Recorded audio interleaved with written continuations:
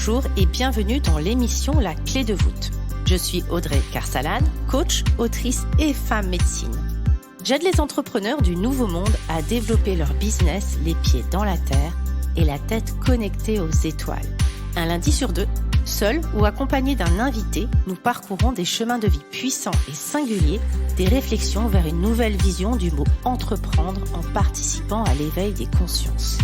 La clé de voûte, le trait d'union entre le monde visible et invisible de l'entrepreneur conscient de ses actions et à l'écoute de son intuition.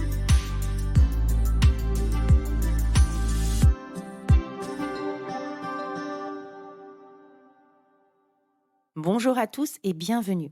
Cet été, j'ai vécu une transe assez extraordinaire avec mon animal totem lors d'une cérémonie et je me suis dit que c'était l'occasion justement de vous expliquer l'animal totem.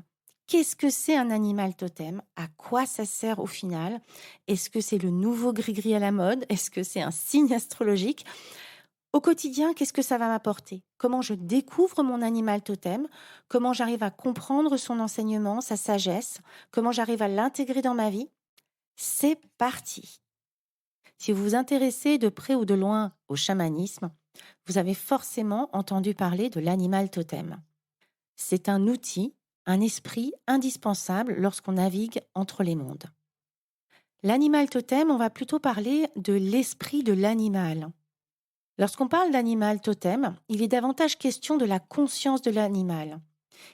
Cette conscience, elle est là pour vous enseigner, vous aider, vous soutenir et parfois vous remettre sur le chemin.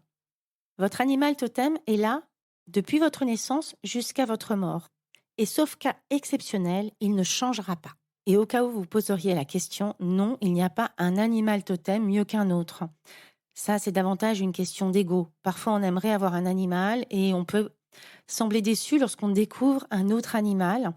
On se dit qu'il est moins fort, moins puissant. Et là, j'ai envie de vous amener à parler de la sagesse des enseignements. Votre animal totem, finalement, aussi vous ressemble. Moi, je vous invite vraiment à aller regarder ses caractéristiques, sa façon d'être, sa façon de vivre. Est-ce qu'il vit plutôt en meute? Est-ce qu'il a tendance à vivre seul? Quelles sont ses manières de vivre? Bref, d'aller fouiller et vous allez voir que finalement, non seulement il vous ressemble, mais qu'en plus, il a beaucoup de choses à vous enseigner. Alors, de quoi on parle lorsqu'on parle justement d'enseignement? Il va vous enseigner sur vos dons. Il va vous enseigner sur votre puissance personnelle, sur votre intégrité et il va vous accompagner à marcher votre parole. C'est une expression amérindienne que j'aime beaucoup qui signifie comment je peux finalement mettre en accord mes actes et mes pensées. Il va vous permettre aussi de calmer les doutes et de vous faire davantage confiance. Et c'est un allié hors pair lorsque vous souhaitez naviguer entre les mondes. Notamment, je m'adresse aux personnes qui ont peur de naviguer entre les mondes, qui ont peur parfois de ramener des entités, qui ont peur de voyager dans le noir. Votre animal totem est là pour vous protéger. Il est là pour vous guider. Il est là aussi pour veiller à votre sécurité. Et comment le découvrir, cet animal totem? Généralement, on part dans un voyage chamanique.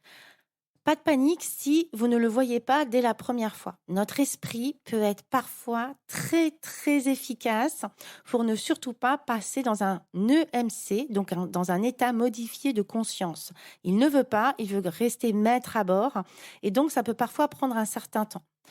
Je vous invite vraiment à vous faire accompagner par une personne de confiance et peut-être également du coup à aller travailler sur comment je fais taire ce mental, cet esprit très fort et très puissant pour passer par-delà les nuages et aller à la rencontre de mon animal totem. Personnellement, lorsque j'accompagne des personnes à la découverte de leur animal totem, il y a toujours d'abord un travail énergétique de nettoyage, de libération et aussi un travail pour venir libérer le mental. Parfois aussi, on voit un animal et puis encore un autre et on ne sait pas trop. Je vous invite vraiment aussi à observer les signes. Observez si vous voyez des choses en lien avec un animal en particulier. Si lorsque vous voyagez, il revient régulièrement. Je vais vous donner 2 exemples. Une personne qui à chaque fois a revu le même animal, donc au bout d'un moment elle a compris. Et une autre personne qui a vu un animal qui avait des doutes et finalement, dans la même semaine, elle a vu des plumes de cet animal qui sont venues à elle, sur des photos Instagram, dans des livres et cetera et donc elle a fini par comprendre que l'animal lui envoyait des signes et que oui, c'était bien son animal totem.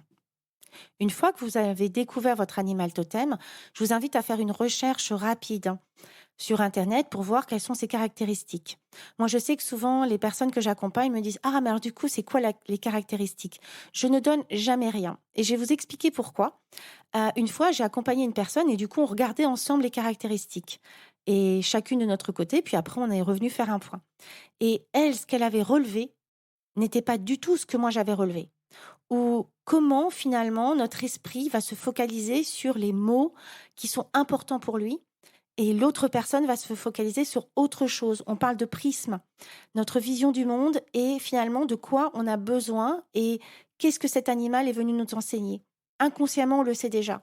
Donc c'est la raison pour laquelle je ne dis jamais la symbolique de l'animal et j'invite toujours mon client à aller chercher par lui-même quelles sont les caractéristiques, quelle est la façon de vivre de cet animal et petit à petit, il va finir par comprendre aussi les premiers enseignements de cet animal. Et une fois on a son animal, l'idée c'est d'apprendre justement, de mieux comprendre quels sont ses enseignements, quelle est sa sagesse. Et pour ce faire, je trouve qu'il n'y a rien de mieux finalement qu'aller faire un voyage en étant dans la peau de son animal totem. Est-ce qu'il vole? Est-ce qu'il est sur terre? Est-ce qu'il est dans l'eau? Quelle est sa façon de se mouvoir? Quelle est sa façon de voir la vie? Et on passe dans un état modifié de conscience et qu'on rentre dans la peau de son animal, alors on commence à voir les premiers enseignements.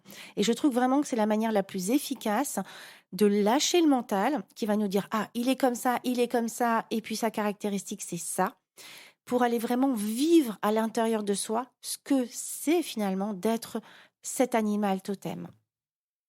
Moi, mon animal totem, c'est le jaguar.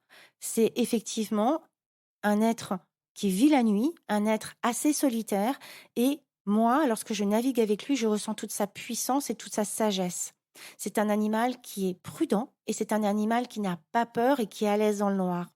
Donc effectivement, pour moi, lorsque je voyage entre les mondes, lorsque j'ai débuté et que j'allais notamment dans le monde d'en bas, j'utilisais beaucoup mon jaguar pour venir en protection, pour venir me rassurer. Parce que c'était un monde nouveau qui s'ouvrait à moi et j'avais besoin de sentir sa puissance, son accompagnement et sa protection. Aujourd'hui, j'utilise cet animal totem, notamment lorsque je suis dans le monde invisible, pour négocier avec les esprits et pour m'accompagner dans cette puissance, parce que parfois, effectivement, il y a des négociations qui sont assez fermes et qui demandent beaucoup de puissance et d'alignement.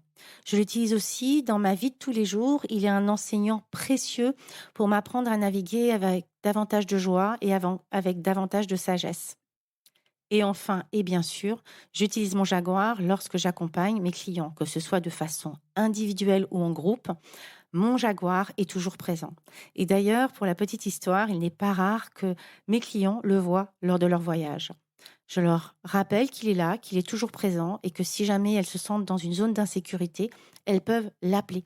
Et c'est souvent le cas, et même parfois quand elles l'appellent pas, elles voient au loin l'ombre du jaguar qui veille à leur sécurité et à leur voyage. Depuis, il s'en est passé du chemin entre le moment où j'ai commencé à naviguer et à découvrir mon animal et aujourd'hui. Et j'ai envie de vous parler de la dernière cérémonie que j'ai vécue cet été, où je suis partie en transe où j'étais à l'intérieur de mon animal. Donc d'extérieur, je ne sais pas ce que ça a pu donner, et peu importe honnêtement, mais tout d'un coup, j'ai entendu un signal, l'appel, et j'ai beaucoup pensé à Corinne Sobrin. Si vous ne connaissez pas Corinne Sobrin, je vous invite à aller voir le film Un plus grand monde ou à aller lire un de ses livres, La Diagonale de la joie, par exemple. Pour la petite histoire, Corinne Sobrin, c'est une personne qui venait de vivre un choc émotionnel XXL puisqu'elle était endeuillée et elle est partie finalement enregistrer des chants chamaniques. Et lors d'un chant chamanique, lors d'une transe, elle est elle-même partie en transe. Alors moi, à la différence de Corinne Sobrin, c'est qu'effectivement, il y avait une partie de moi qui était complètement consciente que j'étais en transe. Et j'ai donc pu accueillir cette transe plutôt que de la subir. Mais si vous allez plus loin dans le livre de Corinne Sobrin, vous verrez, et moi c'est exactement ce qui s'est passé, qu'au premier battement de tambour. Elle sent en fait ses narines s'élargir. De mémoire, elle a un loup et elle part en transe. Et moi, c'est exactement ce qui s'est passé. C'est-à-dire qu'il y a eu une sorte d'appel de la personne qui tenait l'espace. Et tout d'un coup, j'ai senti mes narines qui s'élargissaient. J'ai senti l'énergie de mon jaguar être pleinement en moi et je me suis finalement, même mon corps a commencé à se comporter comme si j'étais un jaguar. C'était vraiment quelque chose d'hyper impressionnant que j'ai complètement laissé faire parce qu'il y avait une partie de moi qui était très ancrée et donc qui savait qu'elle pouvait laisser faire en confiance et qu'à aucun moment finalement elle allait basculer dans une zone de non-retour. Donc pour essayer de décrire cette transe avec, le plus de détails possible, il y a eu un moment où j'ai entendu l'appel du jaguar, mes narines ont commencé à s'élargir et j'ai senti cette animosité entrer en moi. J'ai senti finalement que je devenais félin. J'ai senti aussi, ma posture s'est mis à changer. Je me suis mis en position de guet et voire même en prêt à l'attaque. Et lorsque je ressentais, le vent sur ma peau, lorsque tout ce qui se passait à l'extérieur, je le ressentais d'une façon complètement différente. Alors comment et pourquoi cette, transe est apparue? Moi, j'étais à un moment où lors de la cérémonie, j'étais en libération émotionnelle, je pense transgénérationnelle et je faisais un peu comme un vortex. C'est-à-dire que mon corps tremblait. Moi, j'allais très bien à l'intérieur, mais mon corps tremblait et je sentais que j'étais en train de libérer des choses. Et finalement, à un moment, donc je suis partie en transe en étant pleinement un jaguar, pleinement mon jaguar.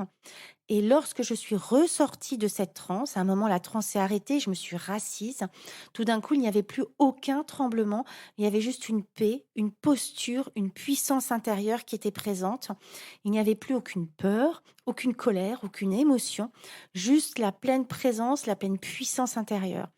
Et pour revenir dans cette notion de qu'est-ce qu'apporte finalement un animal totem, là en l'occurrence, il m'a apporté toute sa puissance et tout son soutien dans l'accompagnement de libération et j'ai vraiment senti que il était prêt à attaquer et qu'il faisait vraiment voilà, qu'il y avait une énergie de aller repousser et libérer certaines choses avec toute cette puissance animale et bestiale. Et donc, il peut venir vraiment à votre service lorsque vous vous sentez challengé, lorsqu'il y a, si vous vivez des cérémonies, lorsque voilà, à un moment, il y a beaucoup de choses qui viennent se libérer et que c'est énergétiquement lourd, parce que voilà, ça vous prend de l'énergie. Votre animal totem peut vous apporter, avec toute sa sagesse et sa puissance, venir vraiment vous accompagner et dupliquer et multiplier la puissance de votre libération. Dans ce moment de transe, j'étais pleinement connectée à tout cet aspect transgénérationnel et tout ce que j'étais venue libérer. Et depuis cet espace, mon jaguar est venu poser ses limites, est venu imposer sa puissance, est venu ôter ce qui n'était plus nécessaire et ce qui finalement obstruait mon état de bonheur, mon intégrité, ma sagesse, ma puissance personnelle, etc. Donc j'espère que vous comprendrez toute la puissance, la sagesse et les enseignements possibles de votre animal totem. Pour accompagner aujourd'hui des personnes en mentoring, des personnes qui sont praticiens en chamanisme et qui finalement ont un petit peu peur de leur propre puissance, l'animal totem, naviguer avec son animal totem, est un outil fabuleux pour comprendre notre puissance personnelle, pour tenir des espaces en toute sécurité pour soi-même et pour les autres, et aussi pour avoir la sagesse de comprendre nos limites. Et c'est là où on doit enlever cette casquette de l'ego. Lorsqu'on accompagne des personnes et qu'on est en train de naviguer dans les mondes invisibles, lorsqu'on co-crée et lorsqu'on échange et on négocie avec les esprits, il n'y a pas de place pour l'ego. Et j'insiste lourdement sur ce sujet car il est fondamental. J'espère de tout cœur qu'aujourd'hui vous comprendrez l'intérêt et la puissance de ce que peut vous apporter un animal totem. Pour aujourd'hui accompagner des praticiens en chamanisme à travers du mentoring, il y a souvent cet espace où on a vraiment à cœur d'être en sécurité pour soi-même et pour les autres. Lorsqu'on navigue entre les mondes, l'animal totem est un précieux allié. Lorsqu'on a peur parfois de ne pas mettre les autres en sécurité, l'animal est un précieux allié. Ça est notre justesse. Car je tiens à rappeler que dans le chamanisme et lorsqu'on s'adresse, lorsqu'on co-crée, lorsqu'on négocie avec les esprits, il n'y a pas de place pour l'ego. Il y a de la place pour l'humilité. Vous êtes un vecteur, vous êtes un os creux qui permet effectivement d'aller et que vous avez des dons qui vous permettent d'aller négocier, d'entrer en communication avec les esprits. Vous n'êtes en rien ni un guide, ni un gourou. Et si vous sentez que l'espace n'est pas sécurisant pour les autres, je vous amène à d'abord travailler sur cet espace avant de le proposer aux autres. C'est fondamental pour votre propre équilibre et pour la justesse de vos accompagnements. Avec beaucoup de tendresse et à très bientôt.